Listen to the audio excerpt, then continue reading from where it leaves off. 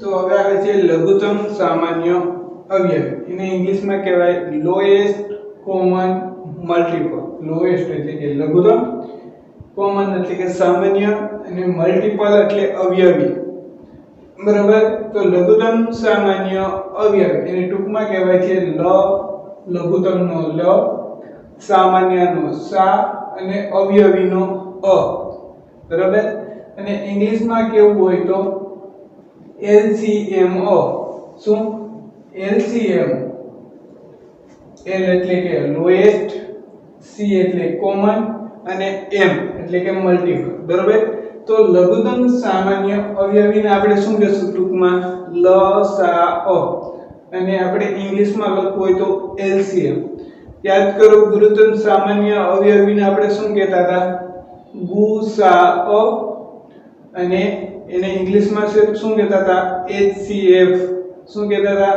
H એટલે કે highest, C એટલે કે કોમન, અને F એટલે કે ફેક્ટર. હાઈએસ્ટ કોમન ફેક્ટર એ હતું ગુરુત્તમ સામાન્ય અવયવ. હવે આવે છે લઘુત્તમ સામાન્ય અવયવ એટલે કે લોએસ્ટ કોમન મલ્ટીપલ. લસા એને કૌંસમાં કહેવાય LCM. બરાબર. તો લઘુત્તમ સામાન્ય અવયવી એટલે શું? કોઈ પણ બે સંખ્યા આપેલી હોય એનો આપણે શું શોધવું હોય? લસા. શું શોધવું હોય? લસા. તો એ લસા કેવી રીતે શોધી શકીએ એ આપણે જોવાનું છે. તો 12 અને 18 પેલા વ્યાખ્યા સમજતા પહેલા આપણે ઉદાહરણ દ્વારા સમજવાની ટ્રાય કરીએ. શું આપેલું છે? સંખ્યા 12 અને 18 નો લસા શોધવાનો છે. તો સંખ્યા 12 છે અને સંખ્યા 18 આવી રીતે આપણે ખાનામાં ગોઠવી દેવાનું. બરાબર. હવે શું કરવાનું તો કે હું તમને સમજાવું. આપણે જે સંખ્યા 12 છે અને સંખ્યા 18 એનો લસા શોધવો છે. તો શું કરશું? પેલા અહીંયા લખવાના 12 18. હજી કોઈ એમ કે સર અહીં ત્રીજી સંખ્યાનો પણ ભેગો લસા શોધવાનો હોય તો ત્રીજી સંખ્યામાં પણ આવી રીતના લીટો કરીને ત્રીજી સંખ્યા લખી નાખવાની. અત્યારે ખાલી બે જ સંખ્યા છે. બરાબર. આ બે સંખ્યાનો મારે લસા શોધવો છે. તો શું કરશું તો કે આ જે બે સંખ્યા છે એને આપણે કેના વડે ભાગવાની છે? અવિભાજ્ય સંખ્યા વડે. તો અવિભાજ્ય સંખ્યા યાદ કરો, કઈ કઈ અવિભાજ્ય સંખ્યા હતી? 2 3 5 7. આ બધી અવિભાજ્ય સંખ્યા હતી ને, તો એના વડે ભાગવાનું છે. તો આ સંખ્યાને પહેલા 2 વડે ભાગીશું. શું કરવાનું? આ જે સંખ્યા છે એને 2 વડે ભાગવાની ટ્રાય કરવાની. તો 2 વડે ભાગો દીને.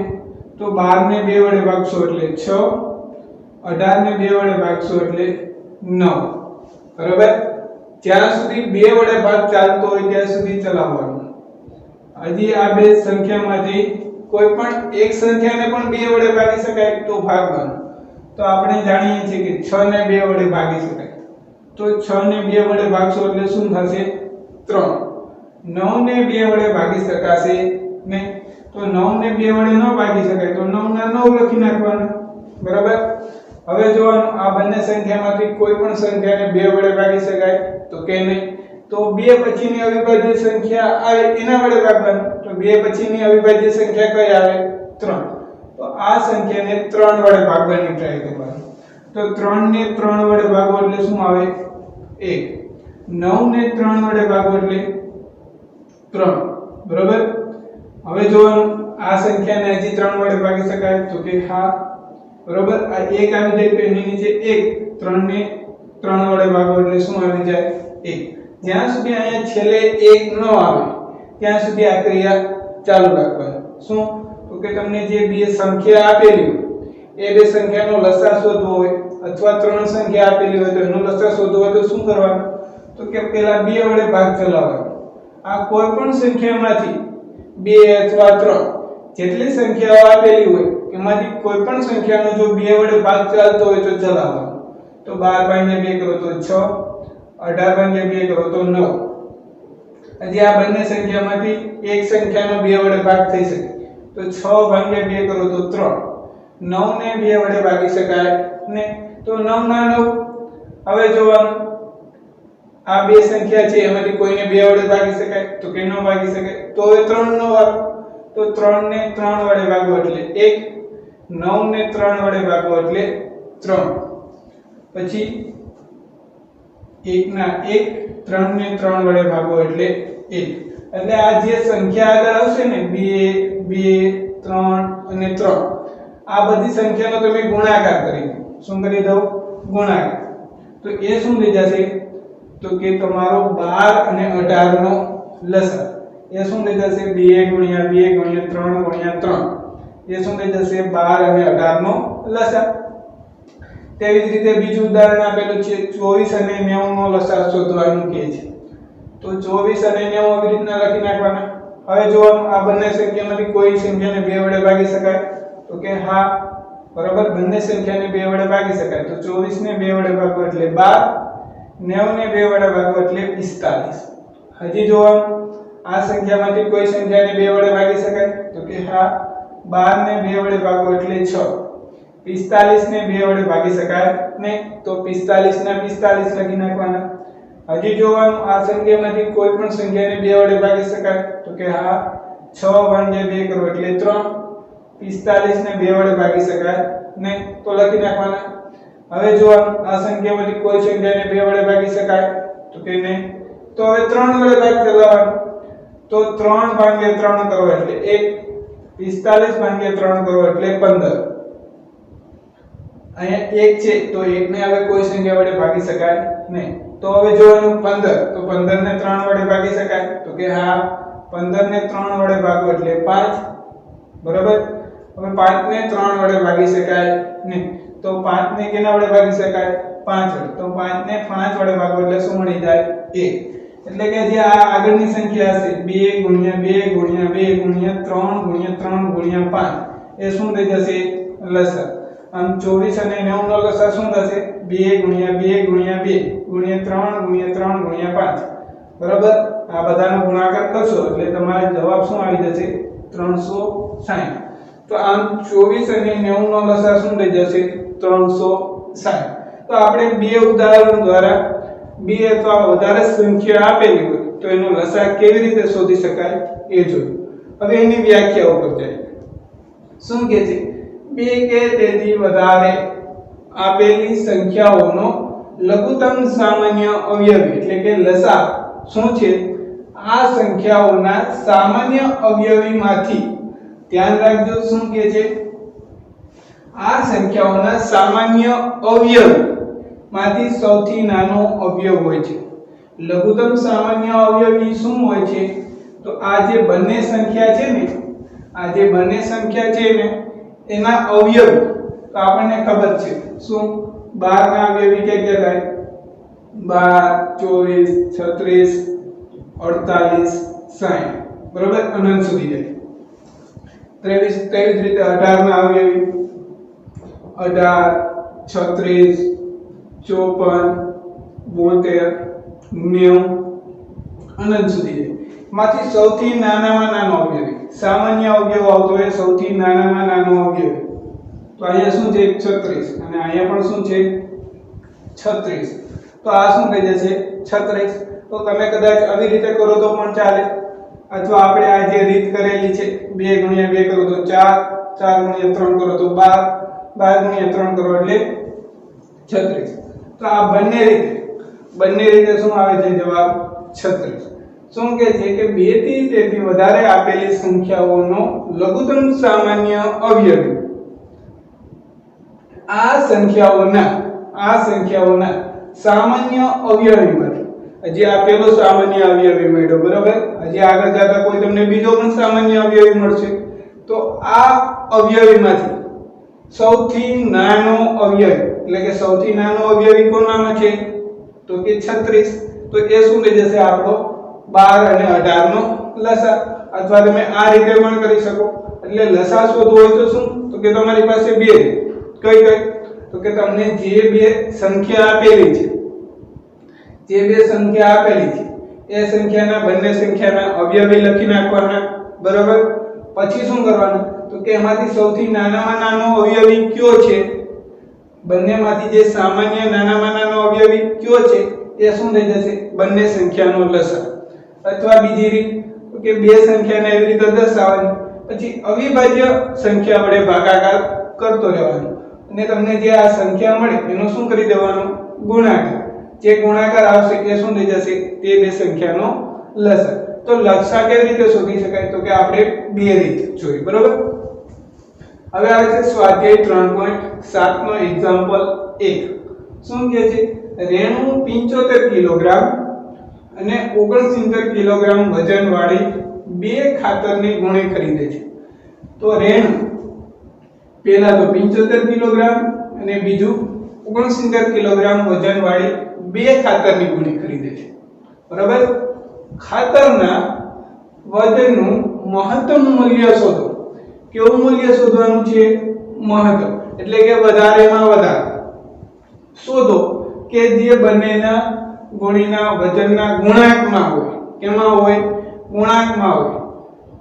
ગુણાંકમાં પૂરેપૂરું માપ લઈ શકે એટલે અહીંયા તમને શું કહે છે તો કે રેણુ નામની એક વ્યક્તિ છે એ 75 કિલોગ્રામ અને 69 કિલોગ્રામ વજનવાળી બે ખાતરની ગુણી ખરીદે છે હવે શું કહે છે ખાતરના આ વજનનું મહત્તમ એટલે કે વધારેમાં વધારે મૂલ્ય એવું શોધવાનું છે કે જે બંને ગુણીના વજનના ગુણાંકમાં પૂરેપૂરું લઈ શકે તો એના માટે આપણે શું શોધવું પડે તો કે 75 અને 69 નો ગુસા શોધવો પડે એ જે ગુસા આવશે એ શું થઈ જશે કે ગુણીના વજનનું ગુણાંકમાં પૂરેપૂરું માપ લઈ શકે એટલે કે મહત્તમ મૂલ્ય હશે તો આપણે ગુસા શોધવા માટે શું કીધું હતું મેં તમને તો કે તમને જે બે સંખ્યા આપેલી હોય એના પહેલા અવયવ પાડવા પડે શું પાડવું પડે અવયવ તો આપણને ખબર છે કે 25 ના કયા અવયવ થાય કયા અવયવ થશે તો કે 3 ગુણ્યા 5 ગુણ્યા 5 75 જે છે સંખ્યા 75 જે છે એના અવિભાજ્ય અવયવોના ગુણાકાર સ્વરૂપે લખ્યું તો કેવી રીતે લખાય 3 ગુણ્યા 5 ગુણ્યા 5 તેવી જ રીતે 69 ના લખ્યું તો કેવી રીતે લખી શકાય તો કે 3 ગુણ્યા 13 13 ગુણ્યા 3 કરો એટલે શું થઈ જાય 69 હવે શું કહે છે તમારે મહત્તમ મૂલ્ય શોધવાનું છે કયું મૂલ્ય શોધવાનું છે મહત્તમ એટલે કે આ બે સંખ્યા છે એનો ગુસા શોધવો પડે તો ગુસા શોધવો એટલે શું તમને કીધું હતું એ પ્રમાણે તો કે તમને જે બે સંખ્યા આપેલી હોય એના અવયવ પાડી લો શું પાડી લો અવયવ પાડી લો હવે જે અવયવ આવે છે એમાંથી મોટામાં મોટો અવયવ ગુરુત્તમ એટલે કે મોટામાં મોટો અવયવ કયો આવે છે બંનેમાં એ જોઈ લેવાનું છે તો અહીંયા પણ 3 આવે છે અહીંયા પણ 3 આવે છે હવે બીજા એકેય અવયવ આવશે ને તો આ બે સંખ્યાનો ગુસા શું થઈ જશે 3 અહીં લખવાનું આવી રીતે એ 75 અને 69 માં મહત્તમ સામાન્ય અવયવ કયો છે 3 છે કયો છે 3 તેથી શું થઈ જશે તેથી ગુસા કોનો તો કે 75 69 બરાબર શું થશે 3 તો આપણને પ્રશ્ન શું પૂછ્યો તો કે મહત્તમ મૂલ્ય કેટલું હોવું જોઈએ કે જે બંનેના વજનનું ગુણાંકમાં હોય તેથી શું લખશું તો કે મહત્તમ ગુણીનું વજન મહત્તમ ગુણીનું 3 કિલોગ્રામ હોવું જોઈએ કેટલું હોવું જોઈએ 3 કિલોગ્રામ હોવું જોઈએ જેથી ગુણાંકમાં હોય એટલે કે 3 ગુણ્યા 75 કરો તો 3 ગુણ્યા 25 કરો એટલે 75 થશે અને 3 ગુણ્યા 13 કરો એટલે શું થઈ જશે 69 એટલે કે મહત્તમ મૂલ્ય કેટલું હશે 3 કિલોગ્રામ હશે જે આ બંનેના ગુણાંકમાં હશે તો આ તો એક્ઝામ્પલ 1 હવે એક્ઝામ્પલ 2 શું કહે છે તો કે કોઈ 3 છોકરા છે બરોબર એના પગલું જે ડગલું હોય એની લંબાઈ આપેલી છે તો શું કહે છે કે એક જ સમયે એ ઘરેથી નીકળે છે તો તે પાછા કયા લઘુત્તમ સમયે પહોંચશે તો શું કરશો તમે તો કે એ જે ત્રણેય ડગલાની લંબાઈ છે એનો તમે શું કરી લેશો લસા શોધી લેશો શું શોધી લેશો લસા એ તમને જે લસા મળશે એ શું થઈ જશે એ દાખલાનો જવાબ એટલે એક્ઝામ્પલ 2 હોમવર્ક બરાબર આવે છે એક્ઝામ્પલ નંબર 3 તો એક્ઝામ્પલ 3 શું કહે છે કોઈ ઓરડાની લંબાઈ પહોળાઈ અને ઊંચાઈ અનુક્રમે 825 સેન્ટીમીટર 675 સેન્ટીમીટર અને 450 સેન્ટીમીટર છે એટલે કે એક ઓરડો છે બરાબર એની લંબાઈ કેટલી છે 825 સેન્ટીમીટર એની પહોળાઈ કેટલી છે 675 સેન્ટીમીટર અને ઊંચાઈ કેટલી છે 450 સેન્ટીમીટર છે એવી સૌથી લાંબી ટેપ શોધો જે ઓરડાની ત્રણેય બાજુને પૂરેપૂરું આવરી લે એટલે શું કહે છે કે ત્રણેય બાજુને આવરી લે એવી સૌથી લાંબામાં લાંબી ટેપ શોધવાની છે બરાબર કે જે ત્રણેય બાજુ એટલે કે જે આ ત્રણેય બાજુ છે એને આવરી લે તો એના માટે શું કરવું પડશે તો કે આ ત્રણેય જે સંખ્યા છે એનો શું કરવો જોશે આપણે ગુસ્સા શોધવો જોશે તો ચાલો પહેલા લખીએ થોડું શું લખશું તો કે સૌથી એવી લાંબી સૌથી ટેપ શોધવી જોશે કે જે ત્રણેય બાજુને આવરી લે એવી સૌથી લાંબી ટેપ શોધવી પડે કે જે કઈ બાજુ તો કે 825 સેન્ટીમીટર 675 સેન્ટીમીટર અને 450 સેન્ટીમીટર ને આવરી લે કે જે 825 સેન્ટીમીટર 675 સેન્ટીમીટર અને 450 સેન્ટીમીટર ને આવરી લે બરાબર એના માટે આપણે શું કરવું પડે તો કે આ જે ત્રણેય સંખ્યા છે એનો ગુસા શોધવો પડે એના માટે ત્રણેય સંખ્યાઓનો ગુસા શોધવો પડે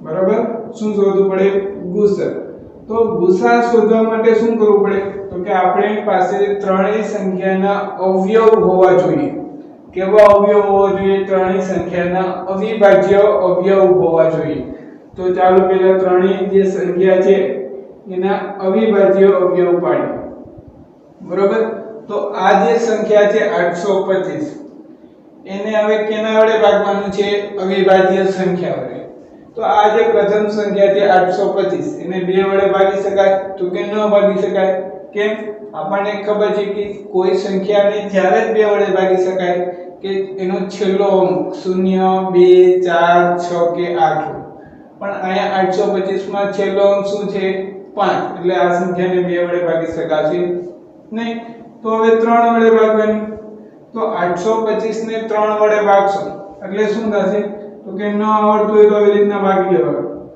3 દુ 6 2 વૈધા ઉપરથી ઉતાર્યા 2 3 સત્તા 21 1 વૈધો 3 50 15 બરાબર એટલે કે આ સંખ્યાને 3 વડે ભાગો એટલે શું થાય 275 હજી જોવાનું કે આ સંખ્યાને 3 વડે ભાગી શકાય કે નહીં તો હવે જોશો તો આ સંખ્યા છે 275 એને 3 વડે ભાગી શકાશે નહીં બરાબર તો હવે કેના વડે ભાગવાનું 5 વડે તો 5 વડે ભાગશો 275 ને 5 વડે ભાગો ન આવડે તો કરી દેવાનું 25 25 2 વૈધા પાછા 25 25 બરાબર તો 5 વડે ભાગશો એટલે શું આવશે 55 હજી આ સંખ્યાને 5 વડે ભાગી શકાય તો 5 વડે ભાગશો એટલે શું થશે 11 બરાબર અને 11 ને 11 વડે ભાગશો એટલે 1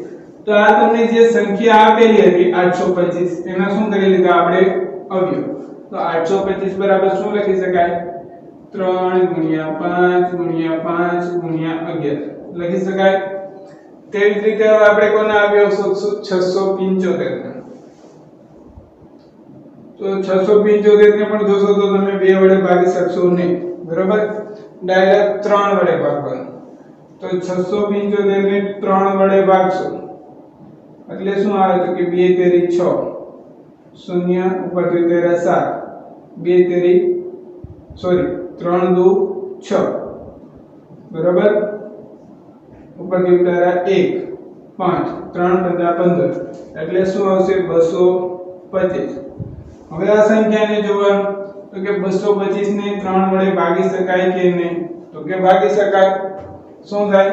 225 ને 3 વડે ભાગો છો 3 સતા 21, 1 વગા 3 પચા 15 એટલે કે આ સંખ્યાને 3 વડે ભાગી શકાય, બરાબર? હજી જોવાનું આ સંખ્યાને 3 વડે ભાગી શકાય તો કે હા 25 તેરી 75. હવે આ સંખ્યાને 3 વડે ભાગી શકાય ને તો 5 વડે ભાગવાનું. તો 25 ને 5 વડે ભાગો એટલે 5, 5 ને 5 વડે ભાગો એટલે 1. આમ 675 ના ક્યાં અવયવ થઈ ગયા? 3 3 3 ગુણ્યા 5, બરાબર? આ 675 ના અવયવ થઈ ગયા. હવે કોના જોવાના? 450. તો ચાલો 450 ના જોઈએ તો કે આ સંખ્યાને 2 વડે ભાગી શકાય એટલે શું થાય? 225. હવે 225 ને પાછા 3 વડે ભાગી શકાય એટલે કે 75. 75 ને પણ 3 વડે ભાગી શકાય. 25 25 ને 5 વડે ભાગી શકાય 5, 5 ને 5 વડે ભાગી શકાય 1, બરાબર? તો આમ 450 ના અવયવ ક્યાં થશે? 2 ગુણ્યા 3 ગુણ્યા 3 ગુણ્યા 5 ગુણ્યા 5. હવે આ ત્રણેય સંખ્યા છે એનો સામાન્ય અવયવ કયો આવે છે એ જોવાનું. શું? તો કે 825, 675 અને 450 માંથી સામાન્ય અવયવ કયો આવે છે એ જોવાનું. તો કે એક તો 3 બધી જગ્યાએ આવે છે. હવે તો બીજું 5 આવે છે, હજી અહીંયા પણ 5 આવે છે, હજી એકવાર 5 આવે છે. તો શું અવયવ થઈ જશે સામાન્ય? 3 ગુણ્યા 5 ગુણ્યા 5. તો ચાલો અહીંયા લખું છું. અહીં 825, 675 અને 450 માં સામાન્ય અવયવ ક્યાં થઈ જશે? સામાન્ય અવયવ ક્યાં થઈ જશે? તો કે 3 ગુણ્યા 5 ગુણ્યા 5 એટલે કેટલા થશે? તો કે 3 ગુણ્યા 5 કરો તો 15, 15 ગુણ્યા 5 કરો તો 75. આપણને કેમાં મળ્યું? સેન્ટીમીટરમાં. કેમ? કારણ કે આપણે બધી બાજુના જે માપ હતા એ શું મળ્યા? સેન્ટીમીટર. એટલે કે આ જે ત્રણેય સંખ્યા છે એનો ટૂંકમાં કહીએ તો ગુસા. શું મળ્યું આપણને? ગુસા. કોનો? તો કે 825, 675, 450 એનો કેટલો મળ્યો? 75 સેન્ટીમીટર, બરાબર? તો આપણને શું કીધું કે એવી લાંબામાં લાંબી ટેપ શોધો કે જે આ ત્રણેય બાજુને આવરી લેશે. તો લાંબામાં લાંબી ટેપનું માપ શું હશે? 75 સેન્ટીમીટર. તો આમ લખવાનું આ સૌથી લાંબામાં લાંબી ટેપ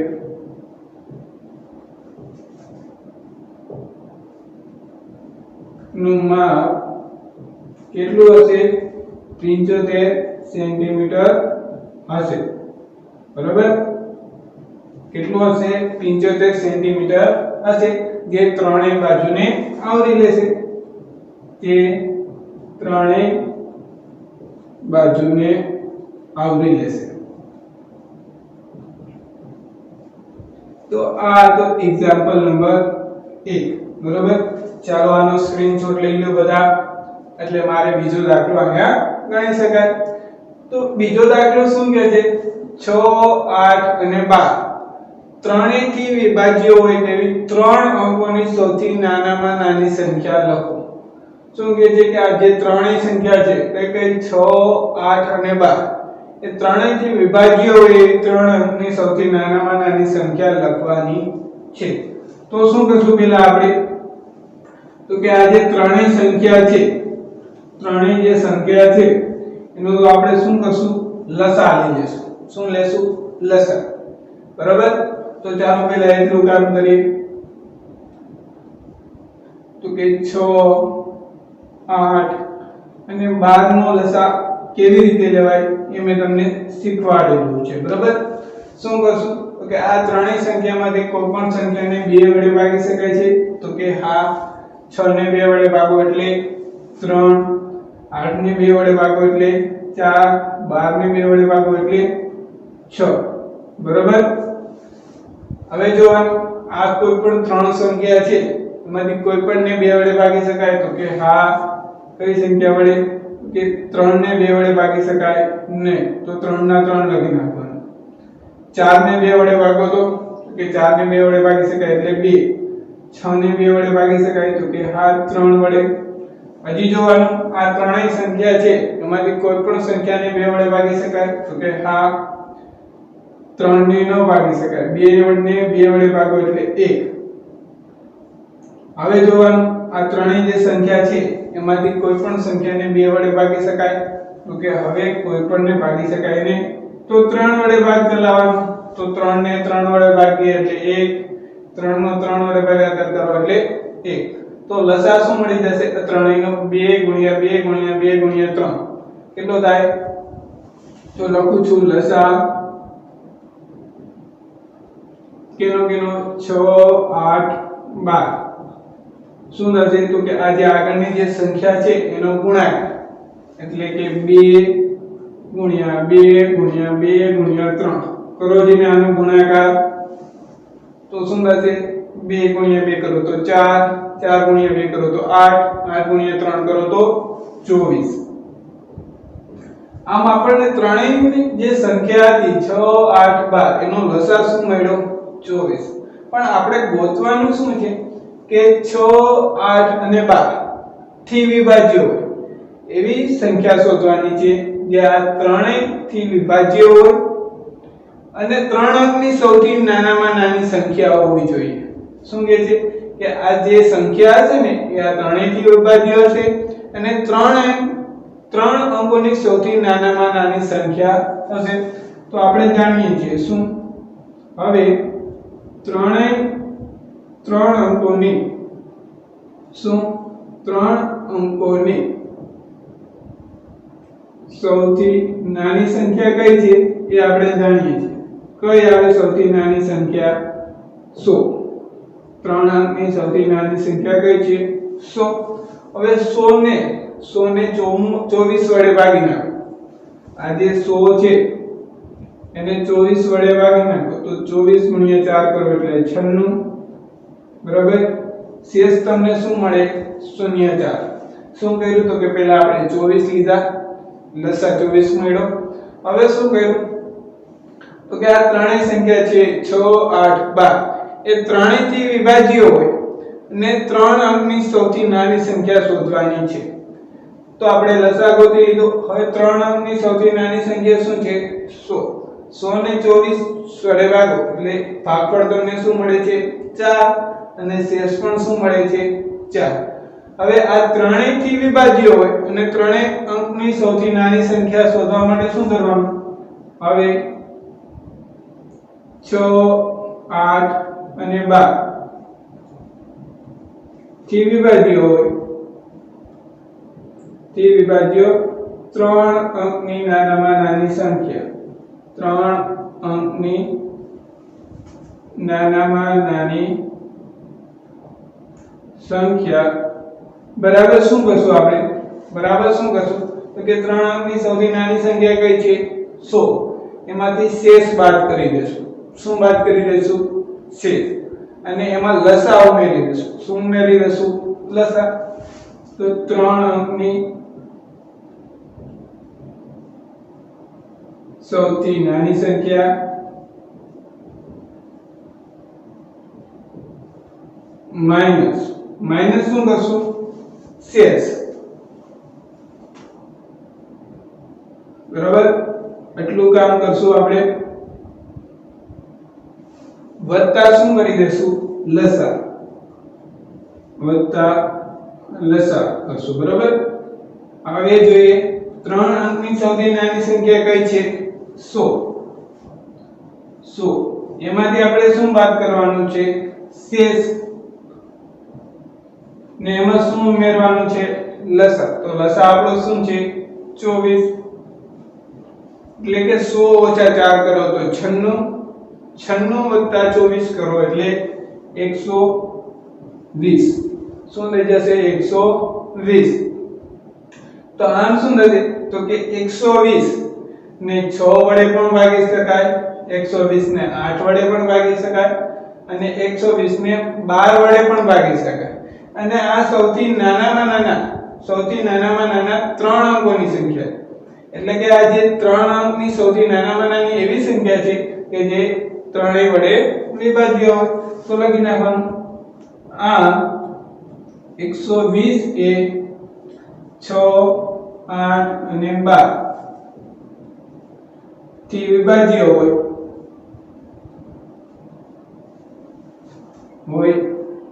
અને 3 અંકની સૌથી નાનામાં નાની સંખ્યા છે તો લખવાનું શું આમ 120 એ 6 8 અને 12 થી વિભાજ્ય હોય તેવી 3 અંકની નાનામાં નાની સંખ્યા છે હોય તેવી 3 અંકની સૌથી નાનામાં નાની સંખ્યા છે તો આ તો એક્ઝામ્પલ 4 હવે એક્ઝામ્પલ 5 આવે છે એ આપણે નેક્સ્ટ વિડિયો લેક્ચરમાં જોશું